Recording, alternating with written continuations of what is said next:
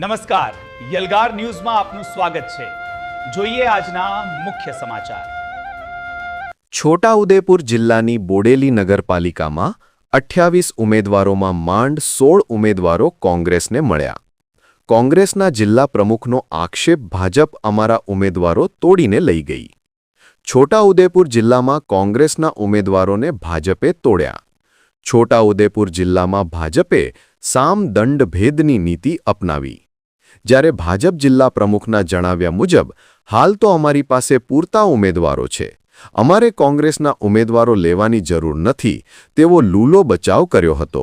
Bhajap party તરફથી ને એમના પદાધિકારીઓ તરફથી જે જોર જબરદસ્તી દબાણ કરીને લોકોને બેસાડી ધાક ધમકી આપીને એમને ઘરે બેસાડીને પછી એમના પક્ષમાં લઈ જઈને મેન્ડેટો આપ્યા છે।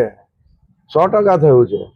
એની શરૂઆત અમારા વોર્ડ નંબર 7ના ઉમેદવારોને લઈને થઈ છે। ને ટોટલ જે આપણા જિલ્લાની કહેવાય કે 150 જેટલી તાલુકા પંચાયત, 32 જિલ્લા પંચાયત અને નગરપાલિકા માટે કુલ મળીને 832 જેટલા ઉમેદવારોએ આ પોઝિશન માટે પોતાની ઉમેદવારી નોંધાવી છે।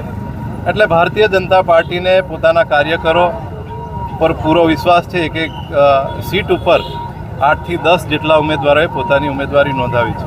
એટલે આક્ષેપ આવ્યો કોંગ્રેસ પાસે ઘરે જઈને ઉમેદવાર શોધવા પડે એવી સ્થિતિ છે। આ બધા પણ એનાથી માહિતગાર છે।